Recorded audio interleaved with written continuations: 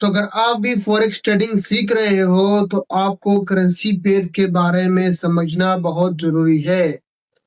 تو آج currency pairs کے حوالے سے ہم 4 اہم سوال کے جواب جانیں گے، جس میں پہلے نمبر پہ آ رہا ہے کہ کرنسی ہے کیا، اور دوسرے نمبر پہ ہمارے پاس جو سوال ہے کہ فوریکس مارکیٹ کی کرنسی عام کرنسی سے مختلف کیوں ہے۔ تیسرے نمبر پہ ہمارے پاس سوال آ رہا ہے کہ فوریکس مارکیٹ میں جو کرنسیز ہوتے ہیں وہ پیئر کی شکل میں کیوں ہوتی ہے، مطلب 2 کرنسی ایک ساتھ کیوں ہوتی ہے، اس کے بارے میں جانیں گے۔ چوتھے نمبر پہ کہ فوریکس مارکیٹ کی جو کرنسیز ہے وہ اوپر نیچے کیوں ہوتی ہے، اس کی پرائس بڑھتی کیوں ہے، کم کیوں ہوتی ہے۔ تو ان 4 سوالوں کے بارے میں آج ہم جانیں گے۔ سب سے پہلے ہم سمجھیں گے کہ کرنسی ہے کیا۔ کرنسی جو ہے ہر ملک کا وہ سرکاری پیسہ ہوتا ہے جو خرید اور فروخت میں یا لین دین میں استعمال ہوتا ہے۔ جیسے پاکستان کی کرنسی PKR ہے، اس طرح امریکن کی کرنسی ڈالر ہے، اس طرح یورپ کی کرنسی جو ہے وہ یورو ہے۔ تو ہر ملک کی اپنی کرنسیز ہوتے ہیں اور انہی کرنسیوں پہ فوریکس مارکیٹ میں ٹریڈنگ کی جاتی ہے۔ تو اب دوسرا سوال یہ ہے کہ فوریکس ٹریڈنگ کی کرنسی عام زندگی کی کرنسی سے مختلف کیوں ہے۔ تو فوریکس ٹریڈنگ میں وہی کرنسی یوز ہوتی ہے جو آپ روزمرہ کی استعمال میں کرتے ہو، جیسے آپ کے پاس ڈالر ہو گیا، پاؤنڈز ہو گیا، پاکستانی روپیز ہو گئی۔ صرف فرق یہ ہے آپ کیا کرتے ہو، آپ کرنسی کو کسی چیز کو خریدنے کے لیے یوز کرتے ہو یا پیسے ادا کرنے کے لیے یوز کرتے ہو۔ لیکن فوریکس مارکیٹ میں آپ کرنسی خریدتے ہو تاکہ اس کے ریٹ میں فرق آ کے اس میں آپ منافع کما سکو۔ ایک مثال کے طور پر آپ بازار جاتے ہو، آپ نے کوئی چیز بائی کی، آپ نے اس کے بدلے اس کو ڈالر دیے، کوئی چیز خریدی، اس کے بدلے آپ نے اس کو ڈالر دیا۔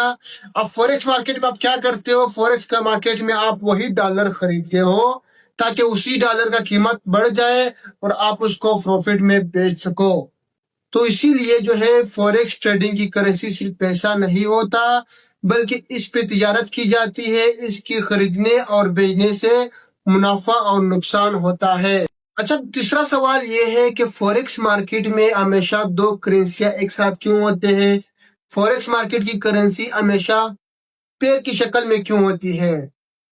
تو اب یہاں پہ جو ہے میں ایک آسان مثال سے سمجھاتا ہوں۔ جیسے اگر آپ مجھے کہو کہ یار 1 یورو کی قیمت کتنی ہے، تو یہاں پہ میں آپ سے ایک سوال کروں گا، آپ کو 1 یورو چاہیے، کس کے مقابلے میں چاہیے؟ آپ کو ڈالر کے مقابلے میں چاہیے، آپ کو یورو پاکستانی کے مقابلے میں چاہیے، یا آپ کو پاؤنڈز کے مقابلے میں چاہیے؟ تو اسی طرح فوریکس ٹریڈنگ میں ایک کرنسی کے مقابلے میں دوسری کرنسی کو دیکھا جاتا ہے۔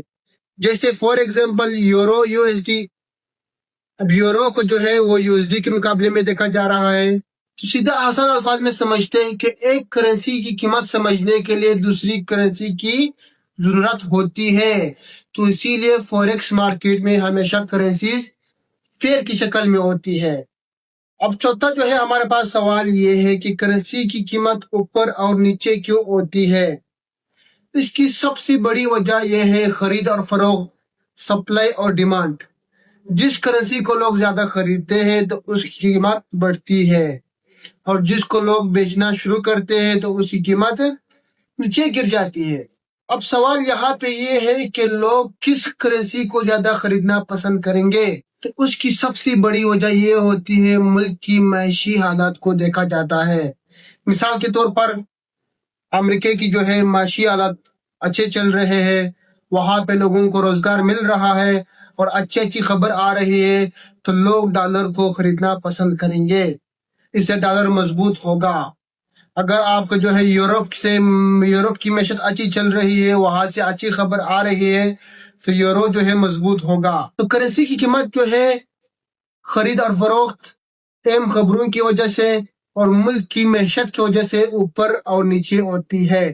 تو امید کرتا ہوں کہ آپ کو یہ ویڈیو اچھی لگی ہوگی اور کرنسی پیئرز کی اچھی طرح آپ کو سمجھ آ گئی ہوگی۔ تو اگر آپ اسی طرح forex trading step by step سیکھنا چاہتے ہو تو ہمارے چینل کو سبسکرائب کریں، ویڈیو کو لائک کریں اور ہمارے پیج کو فالو کریں۔